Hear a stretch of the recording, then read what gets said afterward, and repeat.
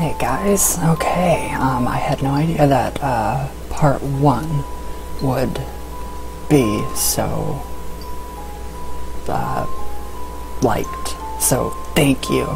That is fucking amazing.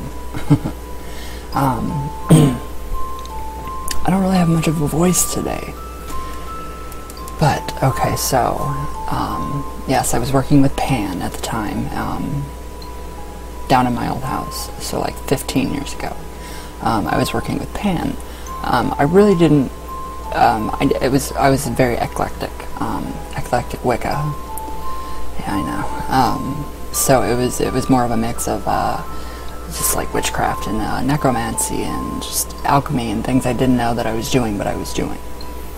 So I was working with Pan quite a bit, and the Illustrated Guide to Wicca and Witchcraft gave you, I don't even have these books anymore. I don't even think they make them. They give you an invocation or an evocation for Pen, and I think I really didn't know what I was doing, so I just kept inviting him into my house. The panic attacks, they were unbelievable. I had no clue, but a year later, looking through, I would go to school and my mom would read my books just to make sure it wasn't Satanism or, you know, whatnot. She totally approved of everything, so I mean, I was like, wow, okay, that's cool. There was a little like a cliff note at the bottom of the book that said, warning, do not invite Pan into your house, he can cause panic attacks. That is not why I have social anxiety disorder or panic disorder now. There's other reasons for that, but I won't get into that today. So, that was my experience with Pan. If I were to experience that today, I would just take a Klonopin. I don't think his energy would do that to me today, because I still work with him to this day. He's always been one of my patron gods. So yes, I do believe in a higher power. I just give it different names. Not 100% sure. I've called this higher power Jesus, God, Source, Spirit, Pan, Azazel, Lucifer. But when I say Lucifer and Azazel, I don't want people to think of the fallen angel. I want people to think of the light bringer, because through the darkness you see the light. I think the Bible is completely reversed. I think God is Satan, and everything that Lucifer, he offered knowledge. I have my own beliefs, and just it's a little twisted. A lot of people probably won't believe me, or even to recognize my opinion on this, but there's a couple people that I've talked to that do have the same opinion, and I think the entire Bible should be reversed. Replace God with Satan. Or Satan isn't even real. Lucifer is, the fallen angels, fallen. So that's kind of my, a little bit more about my spiritual beliefs. I do believe the Bible was written by man. I do believe it was inspired by something higher, somebody's higher self. Look at Nostradamus, things that coincide with the Bible and things that coincide with his quitrons. I'm butchering his words, I'm so sorry, wherever you are, Nostradamus. But I really, you know, I don't think this is just the one way. There's no one way. I've studied so many religions throughout my childhood, my teenage years, and it just, everything coincides with one another. I know a lot of people like to go back and forth, like witch wars and stuff, and say, okay, well, Christianity and Catholics stole from pagans. Well, yeah, obviously they did, but I think stole is a little harsh. Borrowed, maybe, because Catholics recognize the supernatural world. different dimensions. They recognize the spirits, the saints. They are more mystical than any other branch of Christianity besides snake handlers, which scares the hell out of me. Those people that like talk in tongues and stuff, no, that really scares the hell out of me. That just, in my head I see people drinking Kool-Aid. Very scary. So yeah, that was my experience at Pan.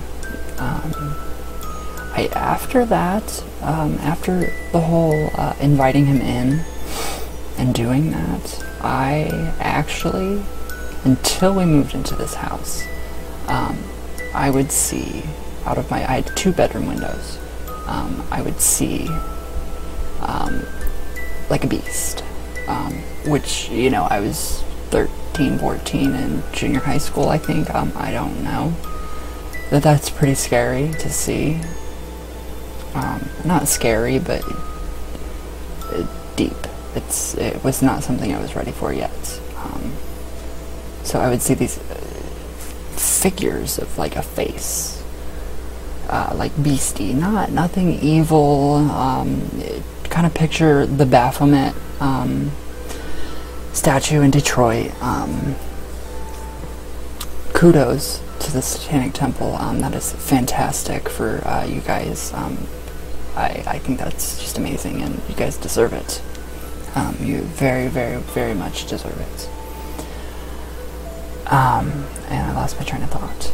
But, yeah, I kept seeing that image, so just kind of picture Baphomet, only in a nicer, more, like, fatherly figure looking. Kind of like the Baphomet statue that's been erected. I would see that about of both windows. I wouldn't sleep in my bedroom. I would hear things from the closet.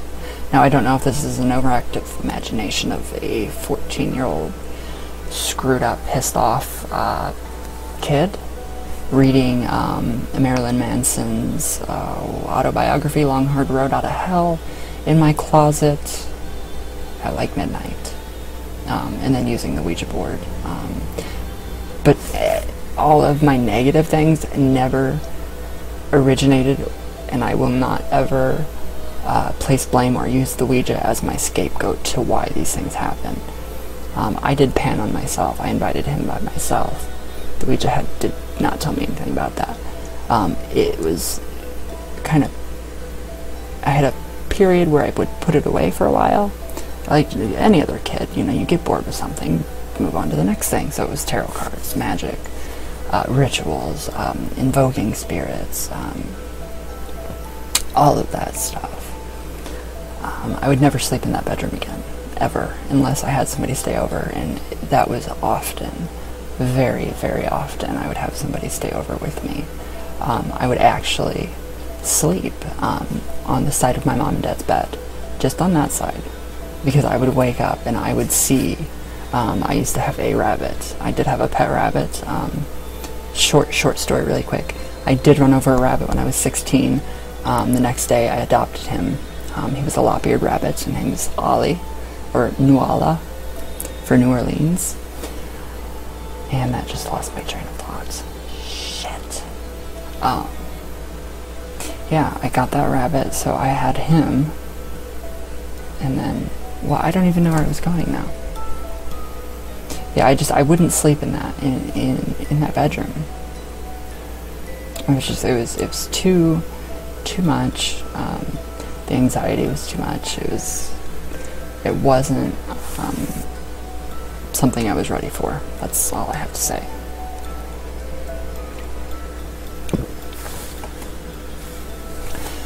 So I think my mom actually, we would do pagan cleansings and just different kinds of things. And the panic attacks were just, I mean, terrible. Night terrors. I did have night terrors for quite a while. Okay, here goes back to the rabbit. I would dream. I would wake up. I would be fully awake. I would look at the end of my bed. There's my rabbit, ripped to shreds, blood everywhere. half of my room is still my bedroom. The entire other part, from the bottom of the bed down, was like a boiler room, and it was just terrible. It's something you would see out of these, like if anybody watches Food Inc., terrible animal torture and cruelty. That's what I was seeing all the time when I would wake up, and it was just terrible and scary. Goosebumps thinking about it. But I don't contribute that, or place blame or scapegoat any of that to the Ouija. So that was completely separate. I went through a lot of stages. I went through my goth stage, my preppy stage, my I'm gonna color my hair every color of the fucking rainbow stage, the piercing stage, the tattoo stage, still in the tattoo stage. That never goes away.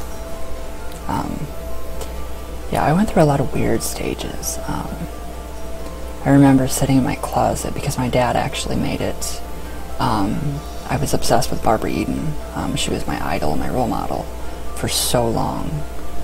And my dad actually turned my closet into a literal walk-in genie bottle. Only a little more guy-ish, if there's such a thing. So I would actually get up and dress up in like her uncle, her Uncle Haji. I would dress up as Uncle Haji, and I would just, kind of just sink into my own world in that closet. And I had all my books, which was very few at the time. Very few books. I had one Ouija. I had one deck of tarot cards. Well, I had the Psychic Circle too, but the thing folds and it just sucked. But it was amazing. So I would kind of just sink into myself and read and study in that closet for hours. And I do, now that I think about it, think it was an overactive imagination of a 14-year-old child. That, because I would start hearing voices and just, at 14, if you're reading Marilyn Manson's autobiography, 13 to 14, that's a little, risque? Is that what I want to say? Risque. It's different. It's very different. He was a very troubled young kid, but still love Marilyn Manson, love him. Yeah, I went through a lot of crazy phases. The Pan thing, still to this day, I honor him. I see him everywhere now, and it's just it's really amazing. It's a really amazing relationship that has built up. So I really have built up my relationship with my spirits. Everything that I have going right now has been going since my old house. And then when we moved in here, I found out about the murders, the suicide, the death, the fire, all that. Creepy stuff. Fun though. So, all the different, walking up and down the stairs, weird stuff you hear up in the attic, just, okay, behind my old house, there was it was like a pit. It's literally bottomless. You can actually Google Earth. I'm not going to give my address, but I'll post some pictures on my website for people to see. Ley lines, landlines, I don't know what they're called. There's certain marking lines on Google Maps. If you go 3D and you actually zoom in and you look around, you can see, okay, well, this is this marker, this shows where something is. And I actually connected my old house, the pit, which is a giant, like, pond, the cemetery down the road, which is Salem Cemetery, the crossroads at the Salem Cemetery, the crossroad right here by my house, in front of my house. Everything from my house to the end of the street, I'm the last house on the left. So everything formed, it formed some sort of goetic symbol, almost like a portal. So over the years of living here, I have actually, me and my dad, we have actually used dowsing rods, and he uses them. He's a plumber, electrician, plumber, all of it. He used to do race cars. He used to race. Very proud of my dad. And yeah, we have actually used the dowsing rods and pendulums and everything. He knows it as water witching, which is exactly what I know it as, which is very, very cool. He and I, we actually went around our property and marked where we thought portals were, or vortexes, which I do believe that this is a vortex that I sit on. And it formed a perfect pentagram. A pentagram, I think it also formed a triangle and an upside down triangle, and an upside down pentagram, which are all positive symbols. So that's just a little snippet into the work here, which is, I mean, just fantastic, and so much history in this house. It's just, it's so old, and you just get that old feeling. And I actually went up into my, well, I didn't go up into my attic because my number one fear is, besides Jaws, because I know he's out there and he's going to take one look at these thighs and he's going to say lunch. The dark. I am scared of the dark. I think. Anyway, I'm not sure anymore. I don't think I am. I don't know. Honestly, I'm not sure. I'm afraid of people more than I am what lurks in the dark. So where was I going? I don't remember where I was going with that. Oh, I went up into the attic, just kind of looked around, did little old toys, just very strange. I actually have a piece of the wood from when it burnt down, well, it caught on fire, just to kind of pay my respects of, you know, what has happened here before. And ever since, you know, ever since I've done that, ever since I got, you know, my servitor, Alphatron, that was wreaking havoc on me, from all the built-up sexual energy, everything just kind of just slowly just wove together, and I started to really open up on my path and really start to, okay, this is real. This is very real. That's when I really came to realize all this, which was even more exciting, because then I had, you know, all this proof. Well, proof to myself, not proof to anybody else. My family and myself, and just the crazy different things that happened in this house. And it's just, you know, we do pay our respects to the people that are here, because I know a few of them will not leave. Mr. Apple's one of them, and somebody's with me right now. If I have sensitives that are watching, again, right here. Yes, somebody's right here beside me. I don't know. It happens. But yeah, I know the man was a horrible man. I hate to say it, but he was. He abused his wife. He was an alcoholic. They fought all the time. And it was just, I mean, reading the deed makes you want to cry. It's terrible. I really think the land is soiled or stained. There's a preacher that I have worked with. He is not alive by any means, no. No, all my friends are, you know, on the other side, so. He used to walk, okay, we have pine trees that kind of halfway barricade our entire house, so very private and secluded, and it's nice. And thank the gods, and, you know, my dad and my mom and everybody for this house.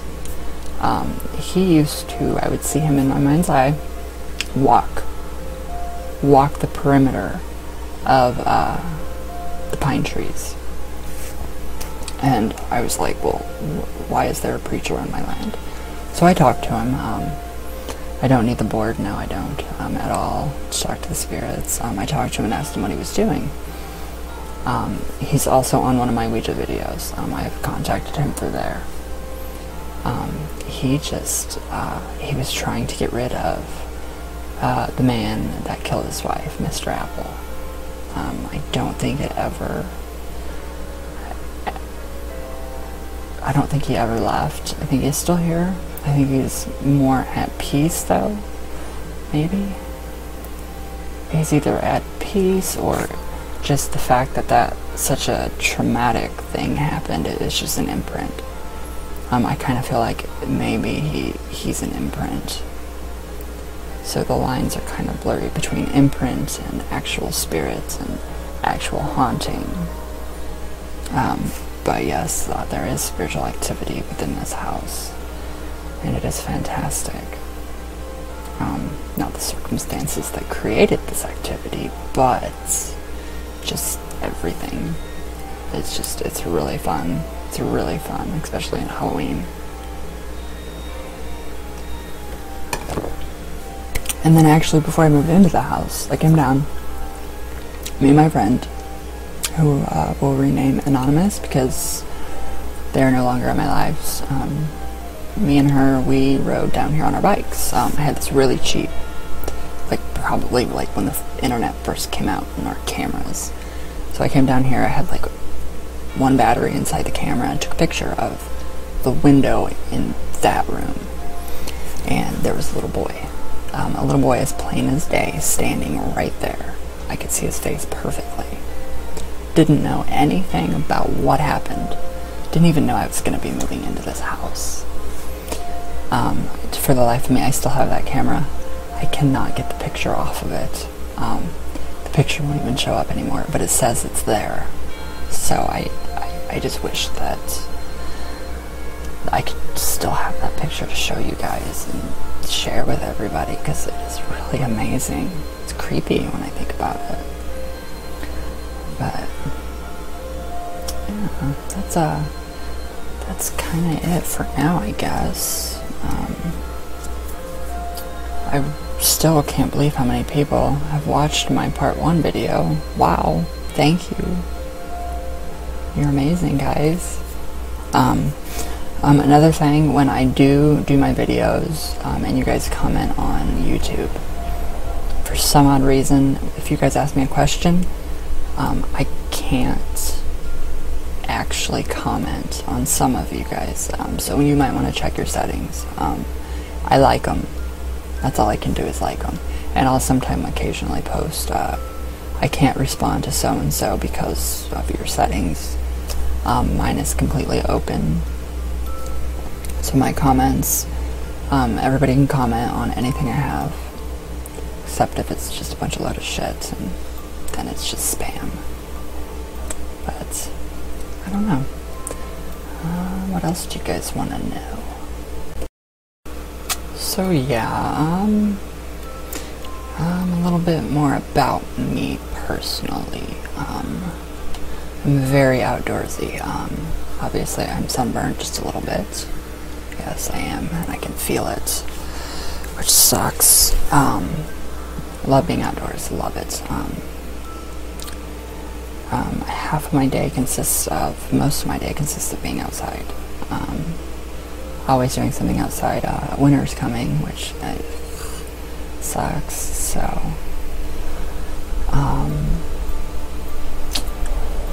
yeah, I'm vegetarian, as I said before. Vegetarian, don't wear animal product, all my makeup's cruelty free.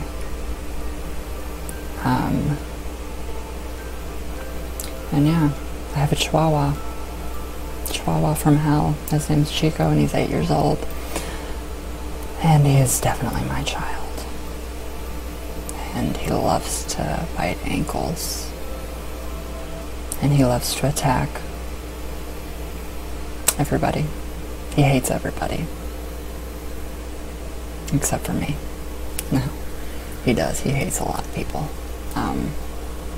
Yeah, I love my animals. Love my animals. I love gardening. All organic and fresh lettuce and just organic cucumbers and tomatoes and just everything out of the garden. Salads and just, I love salad. I'm a salad freak. I do eat healthy. I eat very healthy. Okay, maybe not, because I eat pizza a lot. I love pizza, cheese pizza. Yeah, I love cheese pizza.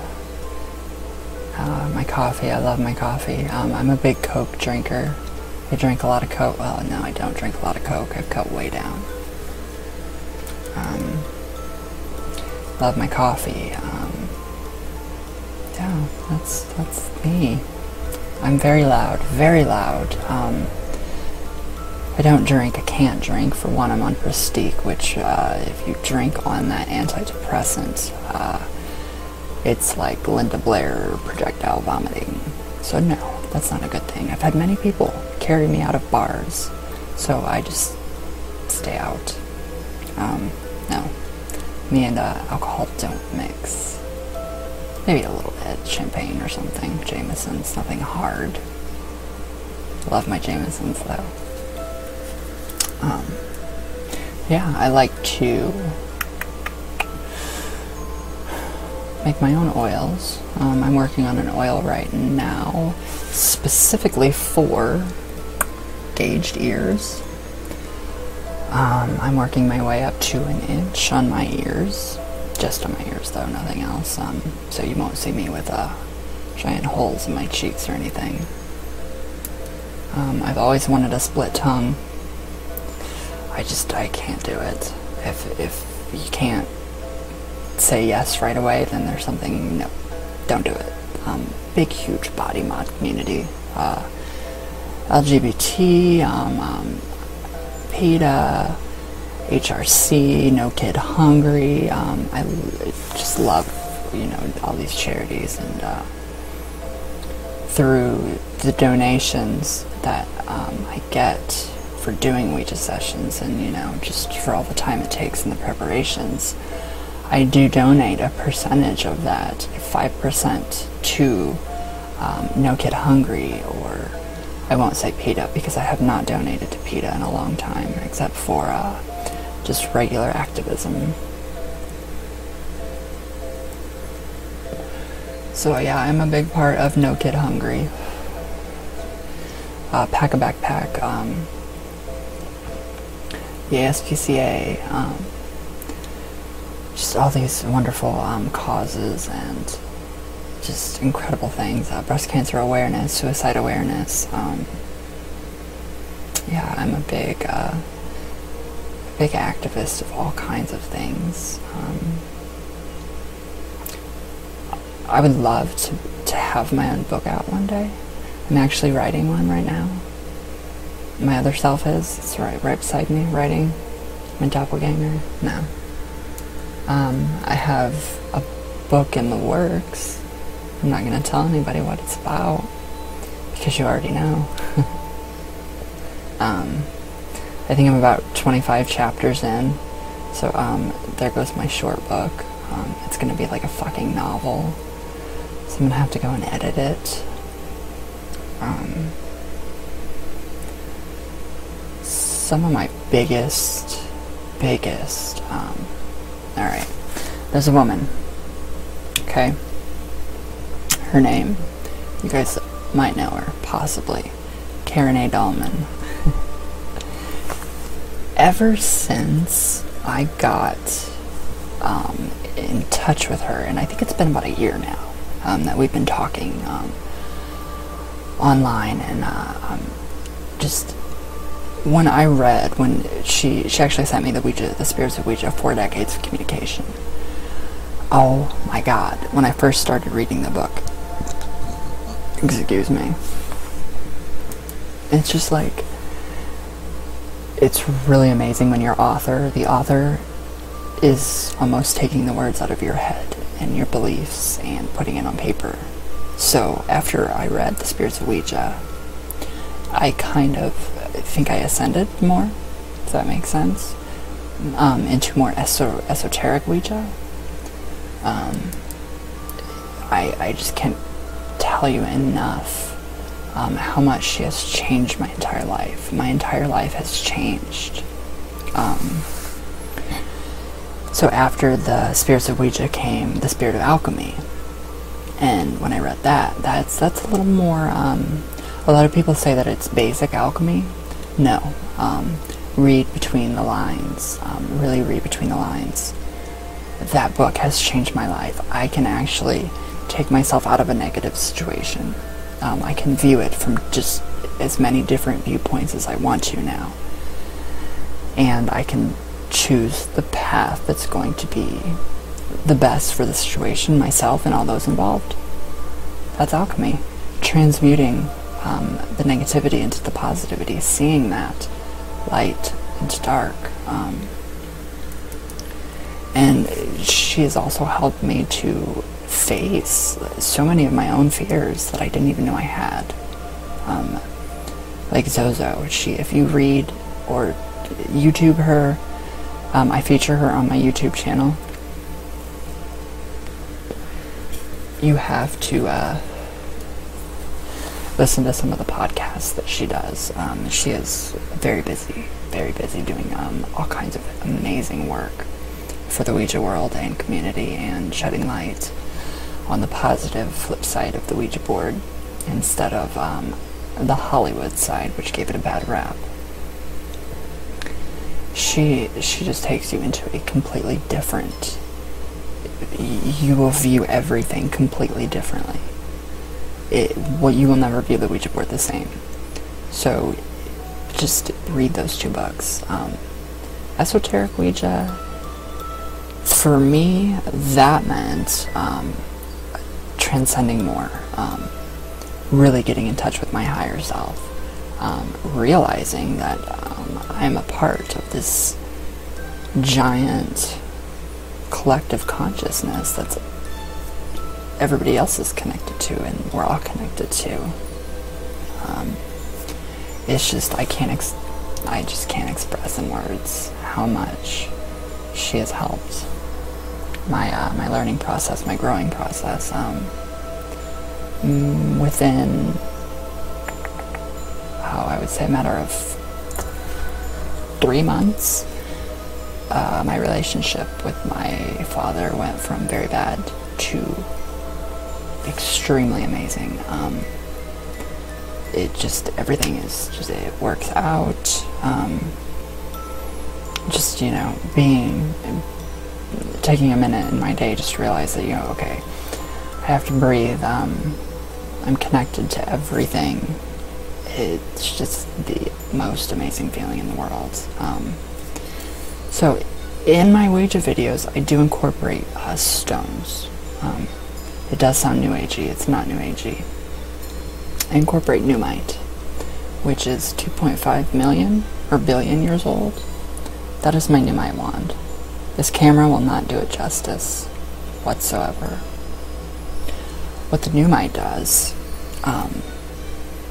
basically, it's going to show you your shadow self, what aspects of your shadow self that you need to work on. So say you're scared of the Ouija. Why? I've started journaling. I have probably about 10 journals right here filled. I have another huge journal from my Texas Rose. I'm trying to get it. That she sent me, that is almost filled with just umpteen stories and synchronicities about how my life has changed for the better, everything for the better, with the Spirits of Ouija and the Spirits of Alchemy, and with these stones, these specific stones. Numite, when I use this at nighttime in my nighttime rituals, yes, I still do them at 10 o'clock, or I'm damned to hell. I always hold it in my left hand, so I'm meditating. I always notice my fingers go like this, and I'm like this. So what this stone does is, I start, with the hips to heart meditation. That stone almost instantly connects me with my higher self, with all aspects of the spiritual, the metaphysical, the chemical processes of everything that is going on in the world. So working with that specific stone, it was really crazy at first because it was always just weird. It made me feel like I was off in a different dimension, and that's what it does. That's what this does, is it really puts you off into a different dimension. So I started incorporating that into my Ouija sessions, which extremely made it more powerful. The planchette moves like crazy. Lost my train of thought. Where was I going, you guys? Come on, help me out.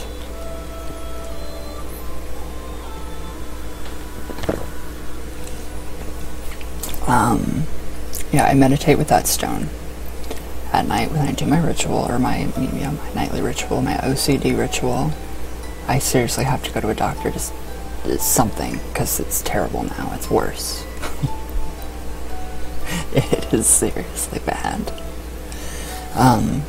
That stone kept showing me strange things. Pyramids, Hindu gods, Krishna, specific, just very strange things, specifics.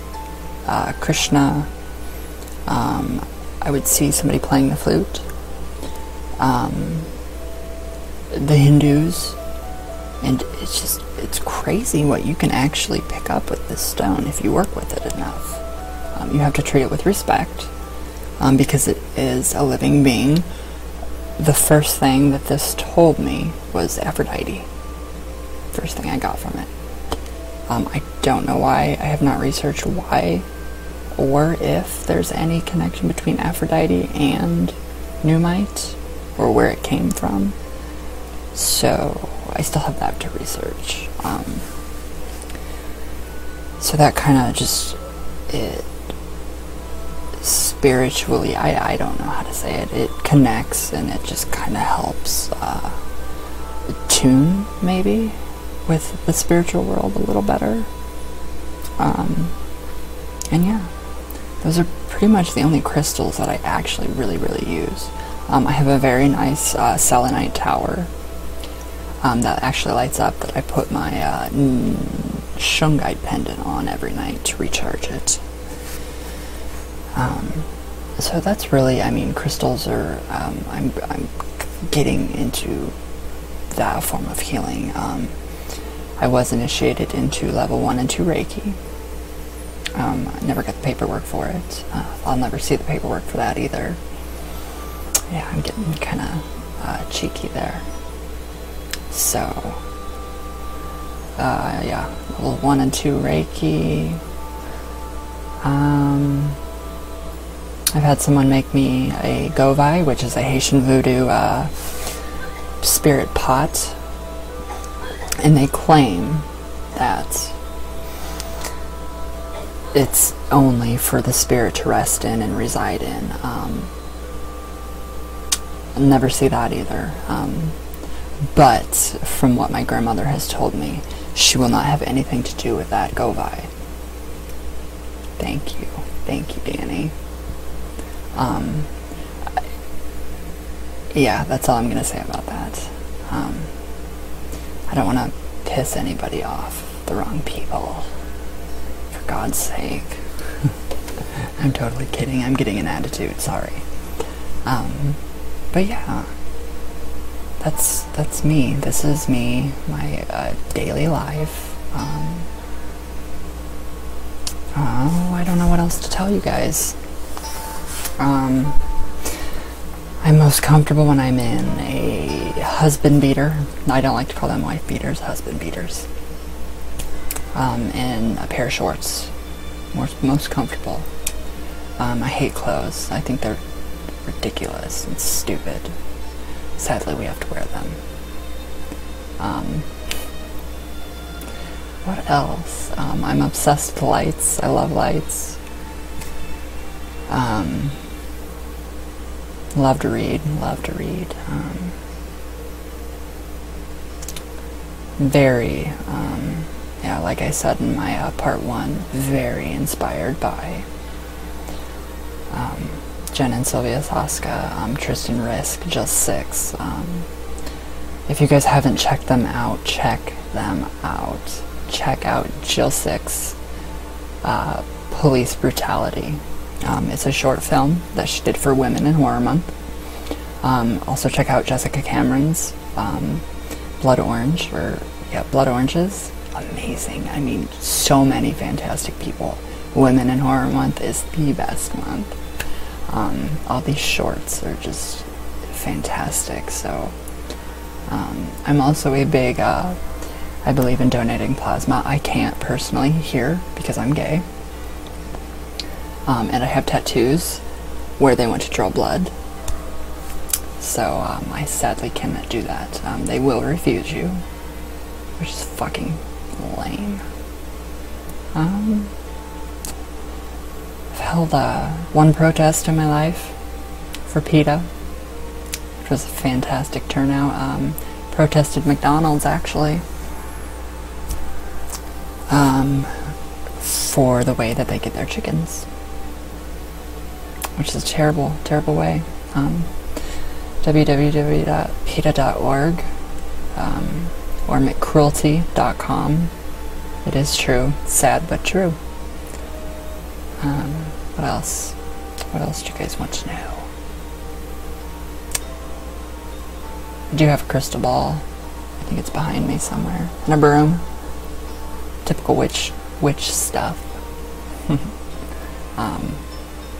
But yeah, there's so much more that I want to go into with you guys.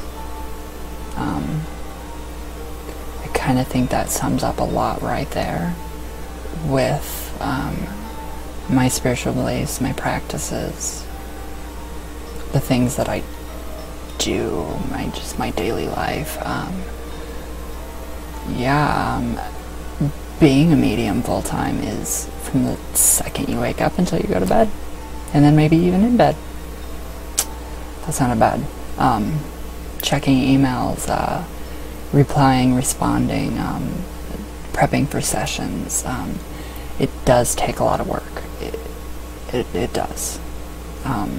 So that is why people ask me, can you do this and this and this for me? I'm very generous. I can't say no. So yes, I do. I do a lot of free readings, a lot. But I also don't charge per se, just donations. That's it. And I hear that my rates are extremely cheap compared to like a $700 reading. I've never heard of a $700 reading. Wow. Why would anybody want to charge that much? But I mean, no, I still think that's stupid.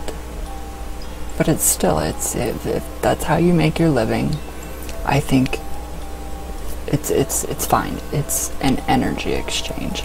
Whether it's seeing somebody, a video, a testimonial from somebody, seeing just comments and emails thanking me, that's payment enough. That's just amazing to actually know that, you know, one person, me, can make an impact in somebody's life. It's very, very humbling. Yeah, that's the only word I have for that, is humbled. So I don't charge. I just accept donations. Kind of like on The Gift. It's, yeah, that's how I make my living. Right here, what I'm doing now. The Ouija, readings, channeling people. And yeah. Do have one quick creepy story that I want to tell you guys before I go. So quite a few years ago, we were using the Ouija, a homemade Ouija, in the Salem Cemetery down the road. I knew better. We just wanted to have fun. We wanted to have fun. So we had fun. Went down to the same cemetery.